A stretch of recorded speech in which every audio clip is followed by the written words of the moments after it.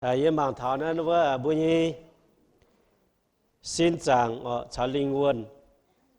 xin chàng trả linh quân là nên chọn cái nhé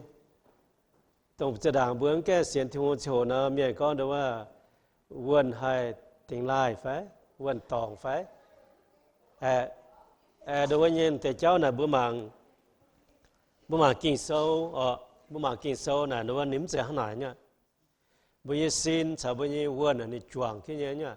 sự có bây giờ xin là đóว่าchủ bữa có tài linh quânช่วยไหมฮะน้องนี่สุดจวงที่เนี่ยสก็เปิดสินไหวเนี่ยไปถ้าเปิดสินไหวไฟจูอุบิเหตุไฟ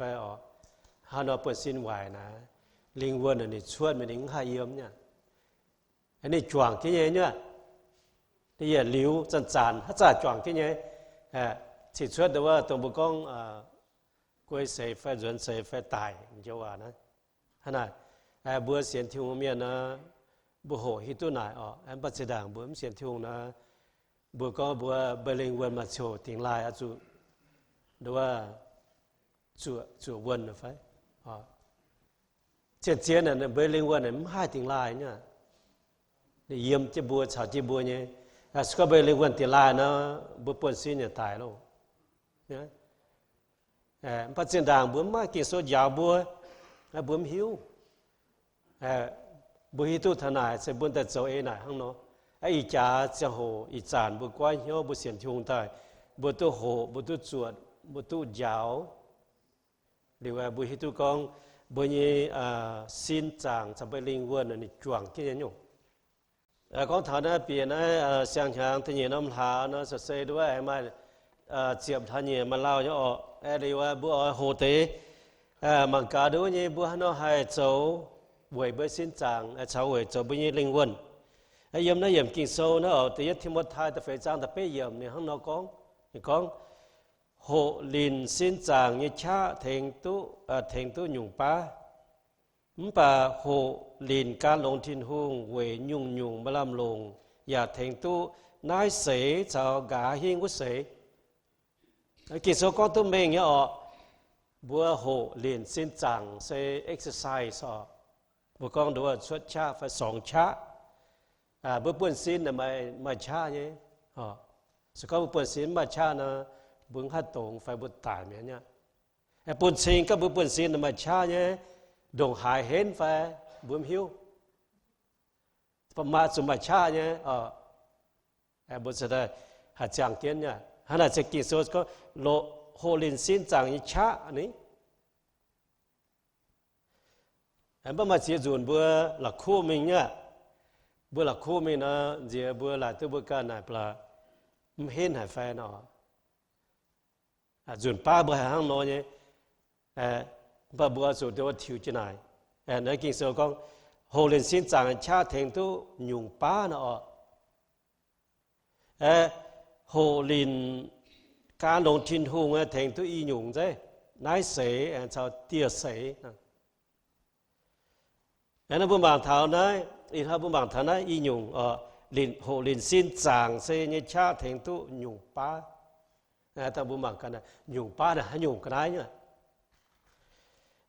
ลินการลงชินหุ่งมาลำลงนี่ก็มาลำลงเทงตุได้เสยชาวกาหิ้งก็เสยอันนั้นบัวบางเตนายปุ่นบัวเปลี่ยนเหี้ยวเก่าลงเตปุ่นบัวหัดเทงบุกันเก่าลงย้ำน้ำยางอยู่ย้ำน้ำยางนะ2024นะอีชิ้นจะเฟ้นน้ำยางนะเดี๋ยวพวกบางเท้าได้ตะปุงเนี่ยจันบัวจ่าหมางแฟนบัวสอบแปลงจันบัวก้อนเดี๋ยวนี้ตรงเตะนะสุกบัวโหลินสินจางเทงตู้บัวตรงเตะนะสุกบัวลินบุษสินจางเนี่ยบุษชดชาไฟสองชาอย่างเจ้าไฟถิวไฟมีดาวจิมไฟฟิตเนสเนี่ยโปรแกรมไฟให้หยุ่งก็ล่ะฟันบัวชดชาชดหันแล้วนี่เถงตู้ดูนี่ตรงแต่เสียหยุ่งนะจะเจอมากระช้ำนั่นแหละมันกระช้ำหายบุกอง bữa con thằng để xìa nhung này sự có bữa hiện đông lên bài này bữa xuất cha bữa dùn phê nhá bữa dùn bia dùn phê sự có hai nơi hiện hoài nhé tôi nhé phải mà thấy bữa mất sổ phải anh rồi hiện nay lên bài này bữa hoài phê nhá ai hiện dùn là bữa xuất cha phê chấm buôn phê hiện mông phê hăng nó phê rồi thà tôi pha chấm buônแล้วก็บุหังเนาะนั่นห้อยลินนะนี่เทงตู้ให้จันก้อนเดียวว่าป่วยตู้ยอมนี่เนาะขนาดนี้ป่วยตู้ยอมเนี่ยอย่าดูว่าเนี่ยหนังเจ้าหายเนาะหนังทำซ้ำหนังเจ้าสุดไปยอมสู่ดูว่ายันยอมดีย้ำกระหอบนี่ย้ำกระหอบเตะฮะนะหรือว่าถึงตัวบีหัวจังไอ้ก็หลงจะเล่าก็มิ่งฮะนะชาวบ้านยี่บุจิวอย่าดูว่าก็เห็นนะว่าสุดย้ำเนี่ยถิวตู้ดูว่านี่หามิ่งห้างดูว่าเหลววมโน้นเนี่ยนิ่มแซ่หรืออย่าดูว่ามันนั่งจูนจะหายฮะนะยุ่งย้ำนำไปการเดือดปุ่งนะสเก่งเบื้องhai cún nóสเก่งจูนจะฟ้าbữa hai cún nhém phần nênจูนจะฟ้าเนี่ยbữa anh hai cún nó caoจูนเนี่ยจูนแต่นะchẳng có đâuว่าbây giờ bữa diêuจะคงเขาขนาดนี้bữa diêuจะคงเขานะđâuว่าบางว่าบปุ่งจีจักแต่ว่าจักดูจะคงนะที่ให้Hawaii xếp nha, liệu bây giờ bốn nhà cao lủng cao hết nữa, anh này, ai chẳng thể cháu đó được bút ra mảng, được bút ra mảng, được bút trổ như chán là được con thằng này nha, nó sẽ có gì chán lắm trổ, phải mình bền đó là lồng trổ lao nhá, anh này nhá, bữaอย่างเจ้าแฟมบทิวแฟมบมินเจียมแฟน่ะกุนมิงเก็มตุติงฮะนะกุนหล่อจังโหมิงมาตุติงเนี่ยว่าสู่จานก้อนเท้าตรงเตนะหายแทงตุเตซิมดุดตรงบ่มสู่มิงหยันเดียช้ำแฟมิงปางเท้าก็สู่ปะเดียแฟนึกว่าเหรอ preventable เนี่ยอะไรเนี่ย preventable เนี่ยเซบัวไฮหรือว่าจะดังสุขภาพจะดังเจ้านะเทงตัวบัวไฮซิมตัวเตะตรงว่าบัวมิงถามนำโชว์ว่าดาวเตอร์ก็ไม่เนี่ยจำการมันยี่แปะเล่งแฟฟาร์มแปะแฟนะตรงเทนะบัวจะดังเจ้านะบัวไฮหรือว่าซิมตุ้มสู่มิงทนายเนี่ยขนาดเนี้ยตรงเตนะsự có bữa hàng nó giống và mà guarantee có buôn bút bèn ồ sự có bữa ăn cơm giống là bữa hai đó bèn hồ như cháu đó anh bữa sen cả hàng nha hả nhá bữa số cho em và guarantee ồ em bà bữa số cho nó anh cao lồng bún số hả nhá mà thế miền đồ có ta miền là niệm bôi in ngọt tiêu mà để sử dụng bôi cancer ní hai bên tôi nhé em bà y chẳng có đâu mà lo diệp ta miền tây mà bia ta này hỏi chỗ hay dùng hỏi với quân xin quân cháu quân bôi in biệt quân hấp tiêu quân chỗ bôi in chỗ drug chỗ chứng minh mà bia ta ấm chỗ nha diệp hàng phải nhìn diệp hàng nữa, tôi cho bữa in biệt xoay pin nhà xoay pin hôm thế này, nhìn xuống mặt bé đó, bia ta này, diệp hàng nhìn diệp hàng pha diệp hàng phải nhá, út thế này,本身搞很搞龙thảo nên hàng chế lừa diệp hàng, mảng bữa đó搞lún thế, hả này, đến đây sẽ bữa con thảo nó chèn nó chèn đó địa sai phải cho bảng miền phải đầu tư khảo hộ liệu nó bớt xa màng nó bớt trò để nó bớt con tên nóเป็นว่าบ่ให้ซิมตุเตเนี่ย preventable ตรงเจ้าว่านะสก็บ่จะดังหรือไรเนี่ยบ่จะดังหรือไรขนาดนมหางนะนมหางนะปุ่นเบื่อตรงเบื่อโจเจนนุเตว่านะโจจิมิงตรงเบื่อแก่จีกรนุเตนะเบื่ออจูดูว่าจีกรหล่อจังหูขนาดหล่อจังหูแต่มีว่าเจียมแฝมีอันเจ้าแฝมีทิวแฝหาอยู่ไงตัวเยี่ยมบัวบัวจุกเก่าเจนสินจังพวกนี้ดูว่าลงเงี้ยมิงฮะเนาะหรือว่าจะมิงบัวอ่างเท้าถ้านอลินสินจังนี่ชาแฝถ้านอลินสินจังเห็นบุปผามาอีหยุ่งมาอีหยุ่งปะปุงก้อยจะเป็นปัวหยุ่งนะบุให้โจปูนสินจังนี่ไม่ชาแต่บุหอบจุดโจนี่ตรงเตะบัวจุนยันลายหางหอบเนี้ยหยุ่งฮะนะอย่างลายหางหอบเนี้ยลงเนี้ยแทงตัวบวนสินเนี่ยเขาก็เพิ่งมาว่ากิ่งโซว่าเยี่ยมก้อนว่ากิ่งโซยาวถาบัวก้องเถาทินหุ่งปูนบัวหยันลายหยันเปี้ยวหยันโอ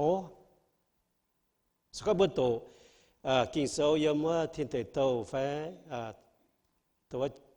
เยี่ยมว่าเอเดนหิงโฉว่าชาวบัวตัวกิ่งโซเยี่ยมว่านอยาบัวชวดจางแต่โฉว่า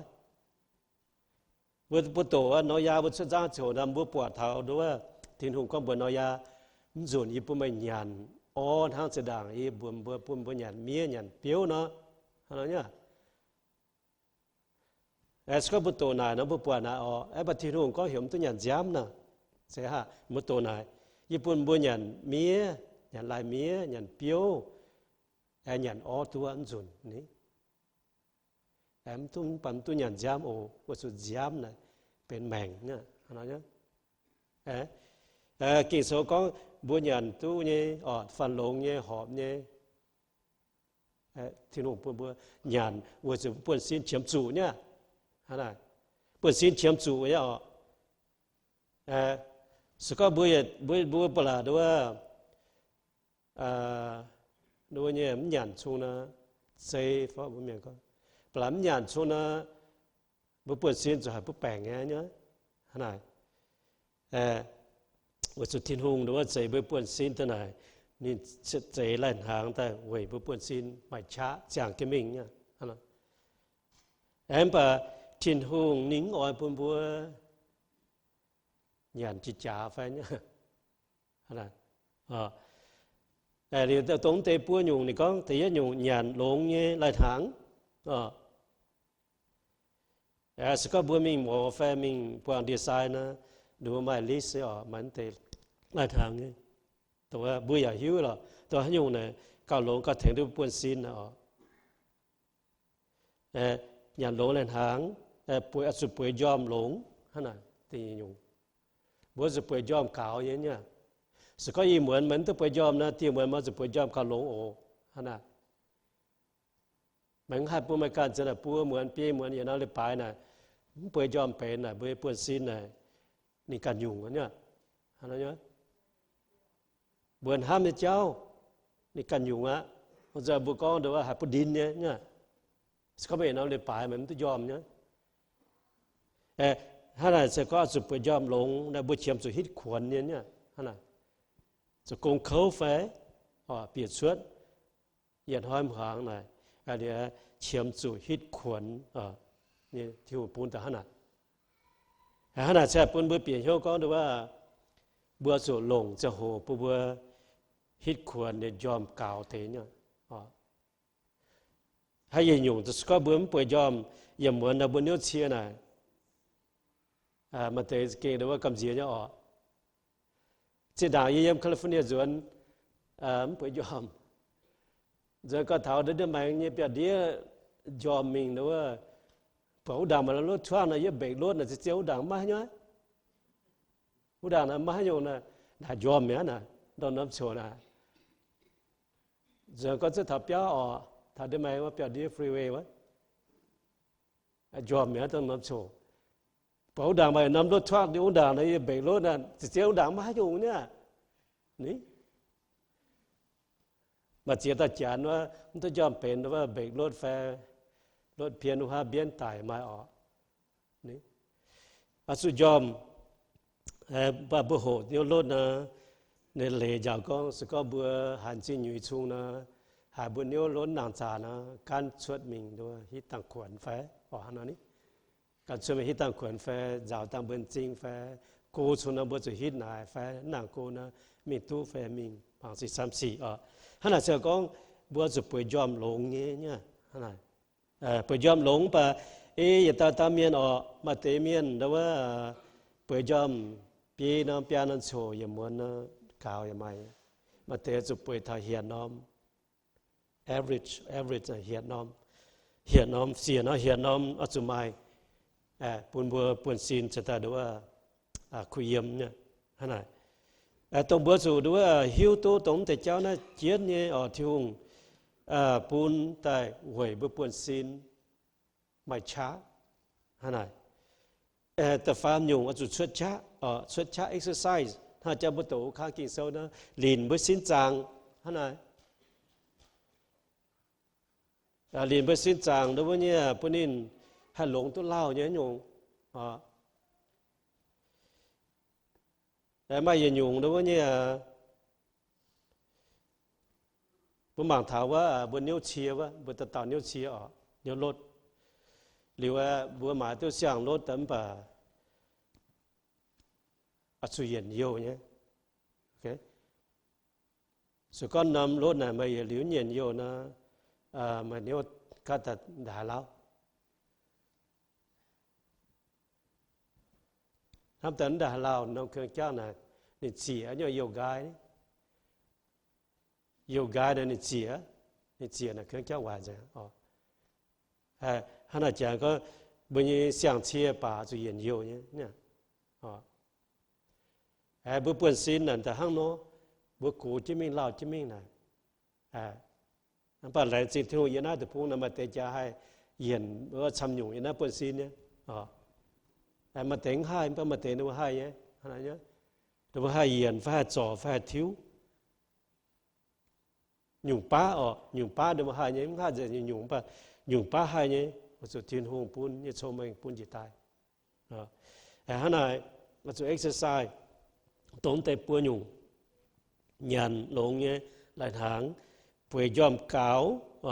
điều xuất chát này Việt Nam lấy bài ở xuất chát anh rồi bùa dùn Việt dùn phaจะbuồn phải Việt Nam sẽ hổ phải yếm bùa tỉnh yếm bùa mai sẽ hổ yang cháu phải thiếu phải mình diêm phải hắn nhung tu tốn tiền là chết nhé anh bà mai yên nhung nhưng mà chăm nhung chọp chết nhá bà bê yên nhung con thảo con nãy tệ này bùa chủ xím gọi về chủ thèn với buồn xin bà này hai hỏi chủ với buồn xin nhá tốn tiền này bùa chủ xím gọi trên đàng bưng hiếu bây giờ bưng hiếu trên đàng bưng em trả lá được bông này út tràn bưng em bông tràng tu hộ xuất sẽ tai hô tế lên trên chẳng ton kín tao này bố in biạt bố in chia bố in bẻ nặng bố in bẻ bốจะแค่inแมงประมาณใช่กัญชาinแมงน่ะติ้วน้ำมาติ้วน่ะบุญเมียนกระหัตโซเนี่ยตับจะองค์แต่ว่าบุก็คู่หายนะฮบหรือชอบตายตรงเตนะบัวฝ่ายเนี่ยโฉยหลังน่ะจังตอนน่ะกินตอนน่ะโซเนี่ยโอจังตอนน่ะกินตอนจังตอนน่ะโซเนี่ยว่าสูปวดว่าโกเตนั่นทั้งน่ะโซเนี่ยบัวโหเตแต่บัวแต่ดูก็เห็นตู้มีเปียองค์ว่าตู้ไม่มานานนะบัวชอบมีเชียนนะอีบัวมาตัดฟูนนั่นนี่ก็เส โดยบ่หลอตัวติ้วเป็นโฮมนะน้ำมาเปียจะองค์นะจะมาบ่เจ้าได้ดำจะจ่อเป็นโฮมเรียกวินมันนะถ้าอยู่ก็เสด็จบ่หลอตัวติ้วปีโฮมเยชาด้วยก็นายสถานเจียนจวนน้ำอยู่บ่จวนน้ำเปียวโหด้วยมาอยู่โจเนี่ยตัวเมียก็เห็นตัวเมียเปียวอง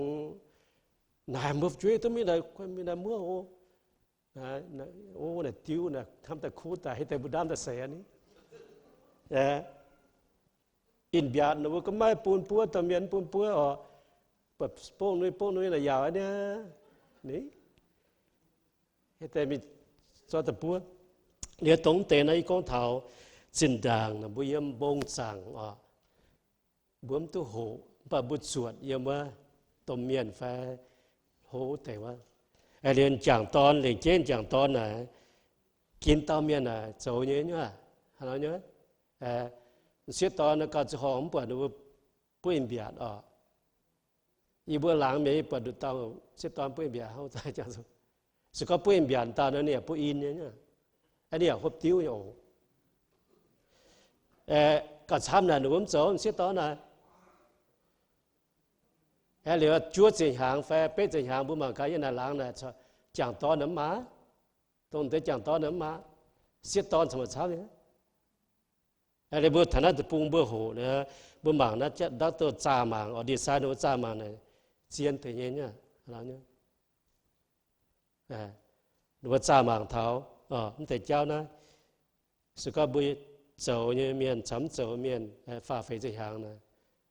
nó trả xuất tại bờ chiến nhé, để đóng nhung nó bữa sim, bữa thiên hùng bữa đó là bữa chiến là lồng nhé, sự các bữa tổ á, tại vì Corinto á, thằng lùa trang chụp chúa nhị diệm, một tổ chỉ diệm một mảng, thiên hùng con, đó là kinh sầu con, sinh linh như tin đó, bữa xin đó,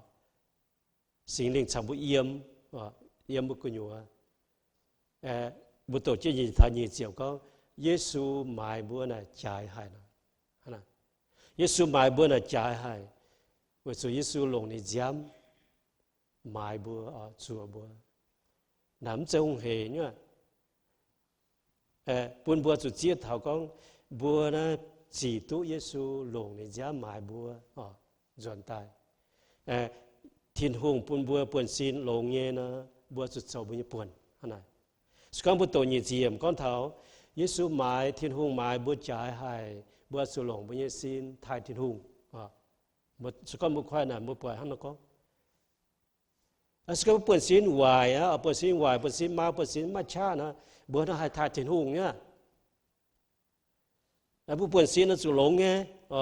พายเปียหัดชดบัวหับสุหลงไทยทินหุงบัวสุthiên hùng bùn Giêsu mènนี่ย้ำเหลียวชวดไว้บุญสุยต่อบุญส่วนใต้เป็นน้ำเหนียวเป็นช่วยบุตรเป็นที่หงน้ำเหนียวเป็นที่หงช่วยเป็นที่หงแปดฟิงนายหลงเจียนในปูนบัวเนี่ยเส้นด่างบุญหิวภาคอีสานบุญหิวใต้บุญหลงเจียนเนี่ยเดี๋ยวthiên hùngปูนบัวเหี่ยวบัวเหลียวเลยเนี่ยบัวสุเหลียวเลยbữa mà hai bùng lò cái tổng tiền đó hiểu bữa sim gọi bữa in biạt bữa in chia bữa in nữa nhung bữa có in nữa bữa in pẹ đó xin đảng bữa yếm bông chẳng chỗ nấm bọt bà gà haiว่ายี่ปวดจะแค่ทหารเยซูจะโชว์เดียมิงหลอนยี่ก่อเบอร์นะไฟเส้นน้ำเก่งวะนะปัจจัยแค่ทหารแต่ว่ายี่ก็หนังก็มุนเดียนะปัจแปะเนี่ยเจ้าจิมเบียเจ้าช่วยไม่ออกเจ้าตาจะยิ่งมั่งแต่ว่าจะแค่เดินทหารจากมาแต่ว่าก็เหมือนตับช่วยแล้วก็มั่งสิ่งกระนั้นไฟออกจ้อนแต่กระนั้นแปะตัวเจ้ายี่ก็น่ะกว่าเจ้าก็มุนเดียตับจิมเบียสิ่งกระนั้นนะนี่ตีบุก็เหมือนมันตัวมังนะอินแปะตัวนั้นนะอินแปะตัวนั้นปวดเนี่ยหรือว่า ít sản em mai in mang rồi cannabis marijuana ในมาอุตเตกนาเหรอ THC นะตัวนั้นเป็นเตกนานะเป็น chemical เนี่ยนะฮันแรงบัวฮันโตบัวแต่ตรงแต่นั้นนี่จะสูงจอบจริงเนี่ยนี่เป็นอย่างกวนอย่างกรุ๊ปอย่างทีมเนี่ยฮะเนาะอินเบียดอินเจียอินแปะอินแมงติ้วเนี่ยในมาอุตเตกนาเราเห็นแอลกอฮอล์เป็นอย่าง chemicalนี่หาเปียตาดูว่าหอยบุปผลสินปัวบุปผลอยู่ผลสินมันมิงเสร็จหมวยนะยี่สิบห้าฟ้าสิบห้านะแต่เย็ดยุงวายเบญฮันเนี่ยวายเบลฮันน่ะดูว่าเบลฮันน่ะนี่จังตัวหรือว่านี่ชดกันได้แต่ดูว่ามงว่าชดกันได้ดูว่าเหรอ cirrhosis นะแล้วสุดท้ายนะยันไหนมีเงินตามมีจำตัวเรานะแล้วเวทีนี้ตัวไหนเวสูใจยิ่งมีทำให้ฟันว่านะชำเต้าอย่างเงี้ยยัดทันน้ำจะโหนะจานก็ไม่มานะมาจะติงเยียนะแอนปันหนูติงตัวจะน้อยฮันหนูติงตัวสูว่าติ้วเป็นนบยทิทุ่งเหมือนเนี่ยจะฮันหนูติ้วว่าแต่ก็แต่มาจูนตายเนี่ยเส้นแต่พบถ้าตายนะมานี่มาอีเสตาหนูติงเนี่ยหนูกินน่าจูเวมห้างต่อยเวมช่วยนะน่าติงเนี่ยนะติงว่าติงป๋องหิ่งแต่ดูว่ากันนายมกุญญาโยเชียวเช่นจูต่อตายนี่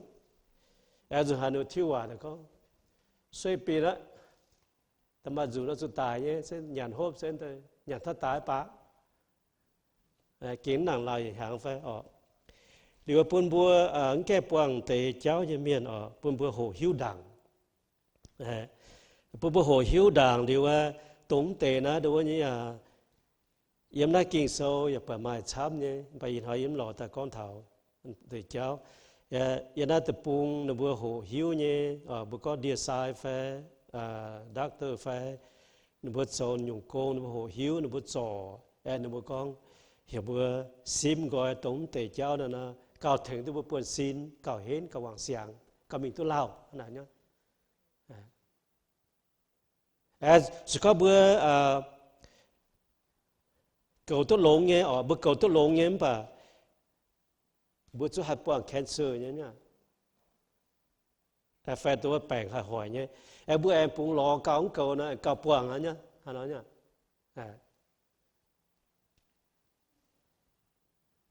น่ะบัวหับจุกโจเนี่ยบัวหับจุกโจเนี่ยบัวให้โจตัวเนี่ยทุกที่ทุ่งเทียนบัวโจย้ำน้ำหางนะเตี้ยหางบัวตะหมางก้อนเตี้ยหางปะบัวก้อนถันน้ำหางน่ะสุขเตี้ยหางนะบุญแก่มินถวายหางบุญให้โจนะบัวก้อนกว่างอันเนี้ยบุกอนเถาอิจานเนี่ยโชตัวนั้นบุยมเจ้าโชนะบุหจิกรหยานหอบไปยอมหลงชดช้าซิมกอยตรงเตนะฮะนะสก็บุกวางเมียซิมเมียนะหลงสก็บุฉังแกงโทษบัวทำหลงโทษสิ่งลิงต่อบัวหัดโจตุเวทิ้งห่วงปุ่นตะเยสินจางลงเงี้ยบุ๋มตัวต่อนะแต่ก็น่าได้โจไหวเนี่ย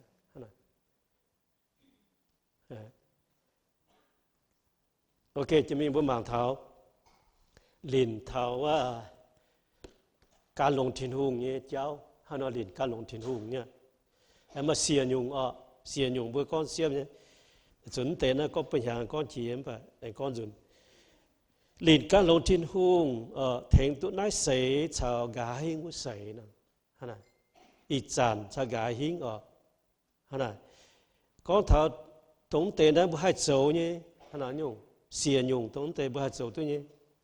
ก้อนช้ำชุนนะบุช้ำหาปุ่มบุ๋มไปก้อนเสียยุงตัวบุให้โจตัวเนี่ยแต่เยอะยุง hiểu bữa tao cáo này hỏi tao cáo mấy bữa hỏi sự chân tràn chiên tao cáo kinh kiến hiếu và lẹng trình thì nung ní sự chiên tao cáo ở nơi hỏi tao bữa canเปียกโปยมตะกาวเจ้าเนี่ยเป็นลินต่อเบื่อตะกาวนั่นห้อยนะสก็บ่เสียนทินหุงแต่เบิ่มชาทินหุงของหวามตะกาวน่ะเบิ่งให้นิดทินหุงเนี่ยอสุต่อบุกันนั่นห้อยตะกาวบ่เสียจุนหิวล่ะเยี่ยมบุกันดุงดอมลมหวนอ่านดุงปะบัวสุมาจังหูตะกาวชาทินหุงอยู่ทงแต่นายบัวสุลินต่อบุกันเปลี่ยนใต้ปุ่นให้เกวียนขนาดนี้ตะกาวไปอยู่หลงเจียนหายบุเสียนที่หงตายบุญให้ตัวกินโซ่บ่บุให้ตะกาวบุญหากาวสุขบุญหูตัวให้ตัวกินโซ่นะบุญตัวกินโซ่จ้าขนาดปุ่นบัวเจียนตะกาวเนี่ยเมียนบุตะกาวจะมิ่งตรงติงสก็บุญแกงตะกาวไฟบุเสียนตะลามปะบุญตู้ตะกาวนะบัวสุดต่อบุกันหลินบุกันเยี่ยมตะกาวนะเป็นตะเย็นยุงหรือตะยียุงโตกินโซสก็บุหาโตกินโซยังแต่ว่าปนหอยบุกอนถามว่าโตกินโซว่ามาช้ำเนี่ยโตจางเสียงอย่างว่าโตกินโซเนี่ยเจี๊ยเนี่ยบุญหอยโตเตยหอยโตเตยหอยโตเตยแล้วสก็บุหาจางอีจาน่าเจียนหอยฟงตายันหอยไม่หอยกินโซเวลาตัวกระช้ำน่ะตุ๊เจียมากินโซฟังแปะหรือจะมันหอยเนี่ยกินโซพวกไอ้น่ะตุ๊บุกจะต่อบุกันหลินบุกันให้เกวียนตัวกินโซสก็บึงให้จางแต่บ่หวังไฟอย่างตัวนี้ส่วนอีจานบ่มาเมียนกินโซตัวไทยว่าMP3 ไฟยังว่าชิปเดี๋ยวนั้นตัวกินนายกินโซนี่ก็ตัวกินโซทิ้งหุงต่อเมียนเฟียอย่ามาลำลงเวยยาวเมียน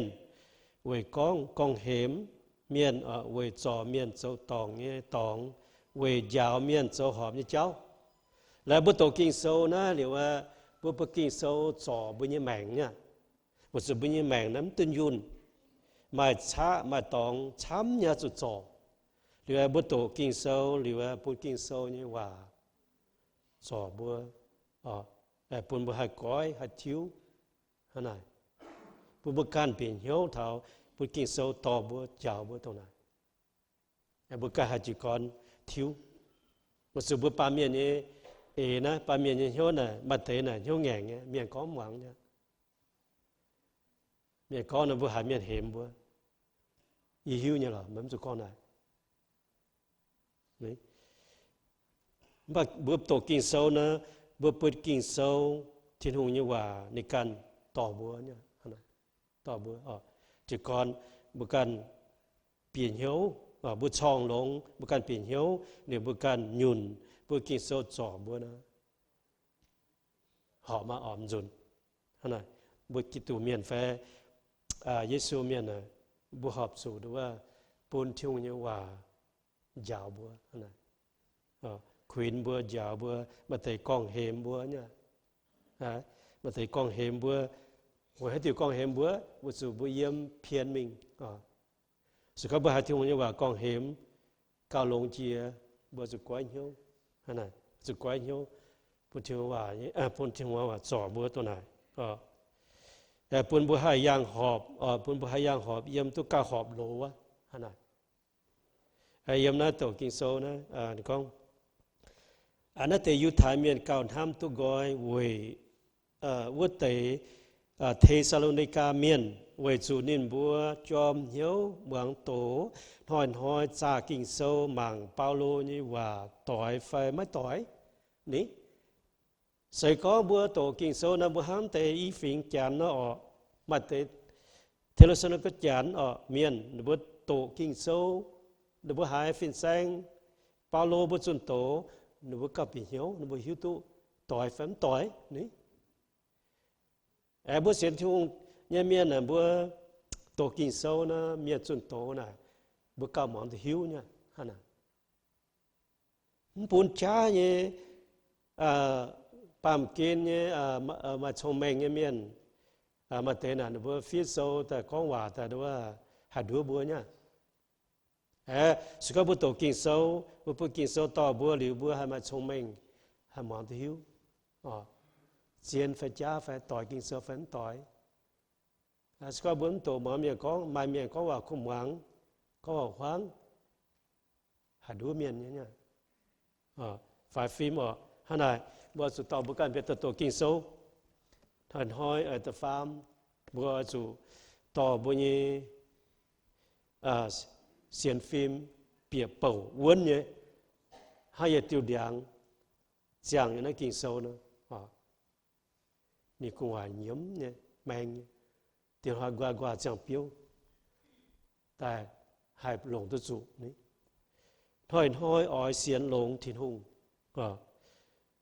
thiên hùng ya ỏi bún mai bùa xiên tu vấn thảo xét muối đấy chiếu Giêsu Kitô anh ta nhân hỏi mai bùa chiếu mai tòng chủ game chủ cầm gì ai bùa hợp chủ bún thiên hùng nhé và cho công nhân bây mèn xiên vấn nhé xiên thảo xét muối nó hay là xiên vấn nhé mình thảo xét muối bữa như công chẳng nó nhá với từ thì số là có số vấn nhé mình thảo xét muối với số tôi trả bây giờ chết không thì em tạm cháu đó thì mà chỉ dùng hết thảy so với đó chỉ dùng cái nữa thì mà chỉ dùng đó là không em muốn để tiêu vào bé thải như vào bé có thảo kiếm dọn nữa rồi cho nên nó bằng kia mà chỉ dùng bằng kia nào thì trên nhiều trên nhàn mình tạo chỉ dùng tham có điều so của mình cứ thảo tổ nữa bữa giờ mà thiên hùng nhưว่าmà thiếu sinh linh to bữa sẽ thay bỏ cái hình để nó có áp ý đó với bữa sẽ có thiên hùng sẽ là mình thảo tổ bữa giờ mình thảo tổ sẽ có bữa xiên vấn thảo tao thảo muối thằng yếm con xiên vấn nó bữa chiều sáng khi tụi bạn phần bữa giờ xiên vấn nhé mình thảo tao thảo muối yếm hai chỉ conจะมีthảo xét muối nó tổ hay là bao nhiêu sẽ bé thảo có chiều như miền đó sải chiều như miền đó sải chiều như miền này nhưng mà con nhé yếu chỉ con thìว่าจะมีthảo đó chuồng muốn làm tổ có tận vừa phải chứว่าchuồng mà vừa mình vừa xiên chung miền vừa như linh quân people vừa mình thì tổ hàng thành nó với chỉ con xiên thế này vướng hợp dụng của mình thảo thế này cũng tạm kiên phải xả tải lên xe thế này buồn buồn thế này là mình thảo tỏ nó thì xếp được cái gì thế này nữa chúng tôi cũng hay mình cứ thảo tỏ thìว่าทุนห้อยไม่เลี้ยวหอยสตอการเสียนว้วนเสียนหลงเนี่ยมีทางตามีทางเส้นเลยคือจะมีบัวหอยปูนสิ่งหนึ่งต่อบัวใหม่เลี้ยวปูนสิ่งหนึ่งต่อบัวใหม่เลี้ยวจากปูนสิ่งหนึ่งต่อนะบัวให้ส่งตัวเองขนาดถ้าห้อยปูนสิ่งหนึ่งต่อบัวฟันมาปูนสิ่งหนึ่งต่อเจ้าthiên hùng cái sinh linh sao vui em nhé nhưng mà có hàng dẻo nhưng mà không quá ít chẳng vui nó mà dẻo sao vui nó sinh cái số có sinh linh hàng lố nhé vua khảo sinh linh giảng kiến chỉ có chủ cung sinh linh tỏ vua sinh linh tỏ vua nó vua hai vua như mày hai people hai thiếu là có và chỉ cần một tổ cái thiết sâu một tổ cái thiết đó thành trang đó nó một vật thật lô mèn mà sinh linh to mèn là sao mà sinh linh to mèn cái nó mà sơ tập phết con cả những hiếu hẳn sầu có thể mà hai sầu học thiên hiếu đấy sẽ có một khung một cả những hiếu là vừa trả thiên cung này là toàn tiền trả đó nha, những tôi tiểu mà cũng toàn tiền hết, rồi cả những nhiều là vững hai số học thì ngu, vừa rồi tỏ vừa hiện tại là bố sinh linh tỏ nhuận bố chân linh và giáo bố chọn bố thiếu bố coi vừa vừa linh quân tu lùng đã xảy ra cái hiếu xảy ra và thế chế bố quân xin hết niệm và về linh quân bao số lượng đến phi đổi và chúng ta tìm đến balance. Ok, chúng ta vừa dùng ở tầm nhiều ở trong hiếu cấp chân rồi được bà trên thì hùng hay nói nên vừa lòng hiếu buồn công số vừa giáo lễ và đồng rồi chúng thông toàn kết mấy chúa và tạo cáo hay giống nói khi bố sâu không ở dù các rốn rồi được bài mái tùng quảng tháng bài tề miền quảng quyền nó táo duẩn đàn ở dù yên dây quyền đàn quầy dù mây bùa hiếu tú chiếu xiêm chủ yên hồi thảo phát kinh số có thảo làn quyền đàn sẽ làn quyền đàn là ở những làn tôi làm nó bị hù nha tôi đùa vất đàn trên bài backsliding là nó cho anh nó là lần quyền lan vừa rồi cho anh nó nên tôi làm nó thì đủ tôi tùy bộ hay là nữa vừa cặp rốn xe thì hùng cặp rốn còn nó tỏi làm quyền lan cùng hai xiên cái lỗ cho một con nó xiên tay em con hàng thứ thảo xếp rồi vừa cả vừa xiên thương ta vừa chặt tỏi mất cắt tỏi nữa vừa man nông tỏi nữa một phép chuẩn nông tỏ có thì số có mai tụng quảng quyền hay mai thế miền quảng quyền nó sẽ có một quảng quyền nói chuyện mà vừa rồi mới giờ phải rồi hiện chuẩn ý chuẩn qua chuẩn mà anh nói nhé bà miền để phía phía không nó hiện chuẩn ý chuẩn qua chuẩn là quyền mà dễ chiến á rồi vừa có số quả có lên bài là thành hoa mày nè, còn là nó lên bài mày nè. Ấy ta nói giáo dục về, tiền lắm mà, thế. Nói chạy con bùi con thở, nó chạy yếm rồi mình chạy như xếp ta mình kẹt những câu, được ba, nhìn tiền hiếu tu à, chỉ có giờ chúng tôi bài này có lên bài này là giải giờ mai những kinh đô là thì con dừng nữa mà hiếu nhá giờ hai nhiều hai có má lô nữa mà em sản xuất khai nhang cái kinh đô nên lên bài là học xuống nữa mai chứ mình cũng học xuống quảng nữa chỉ sẽ vẫn lồng phải bởi mình vacation phải làm thì cũng có rồi mình training phải cùng chiếu cho áp của phải em mà vừa quảng kiến mình dấu tổ vừa dù đã chết để tỏ đó mà con thấy là cùng vừa kỳ số có hiểu thức quảng quyến em mà thấy miền quảng quyến luôn phụ sinh có dự đàn mà miền quảng quyến ít chẳng vừa không phải phim mà quảng quyến luôn anh ấy vừa cho phụ có ôi cho được bài số nữa yên ông được bài là y năm số rất yang ada pada Malaysia, ada beberapa jauh tentang Malaysia. Yang lain seperti ni, Asia mana? Apa tu le pai nó sổ nó phụ chiến hay nữa, phụ chiến là bữa sáng nó phụ nữa, chiến hay ở tại các chiến sự ba chiến kinh hùng ở bằng quần đó nó là phụ họ chiến dùng đó, vào chiến chiến dùng, đó. Ok, cho nên thật là nhiều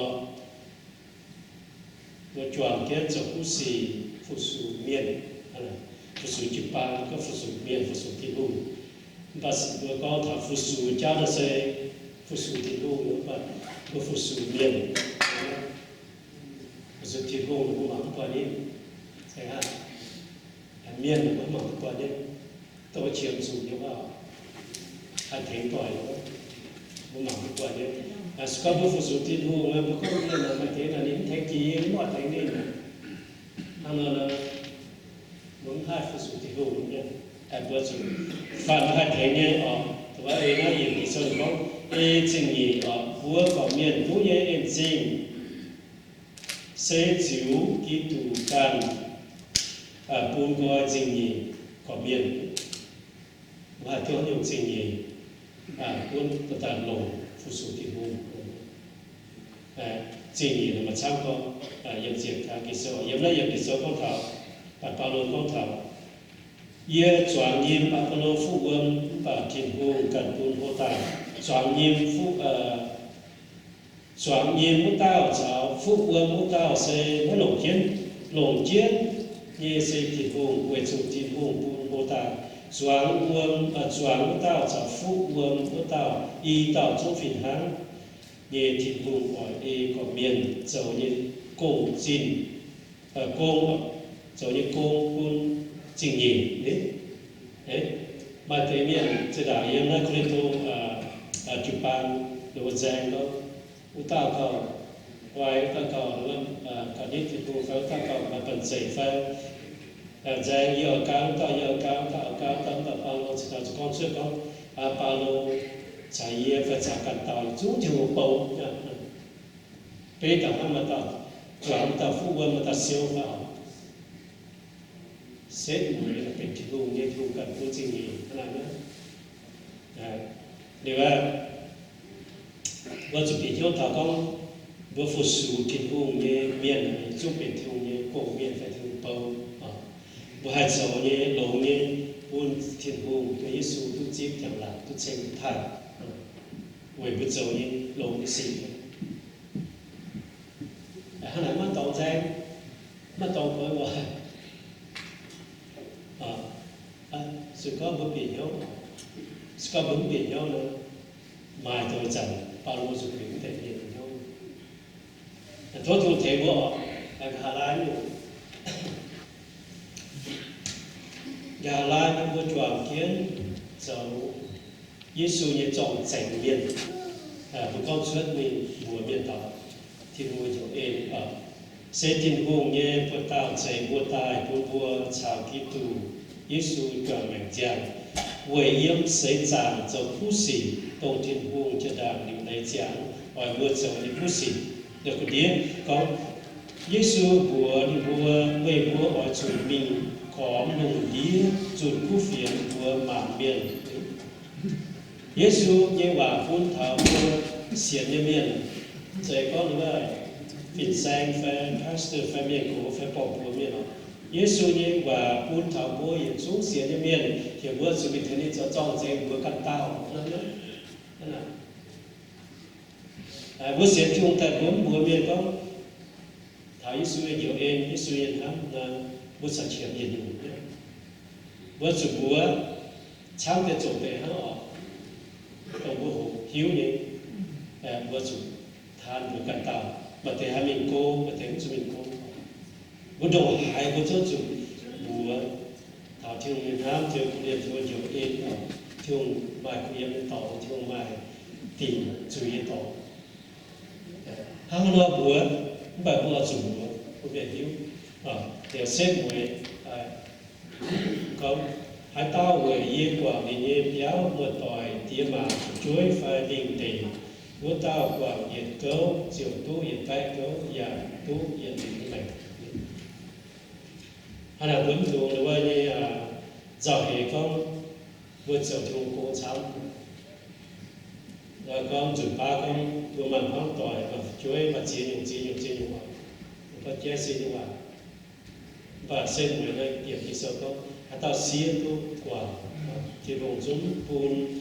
đó cho mai đó là ên gì mà viên phun được anh cháu tuy như vậy hay là thôi hiện nay kinh số theo bữa phun bữa phun hệ để biển hiếu và đi khám nông khám đó phun bữa hai là tôi dầu cho nhiều để dầu cho mình tôi bữa cái tôi dầu là phun bữa chiều con là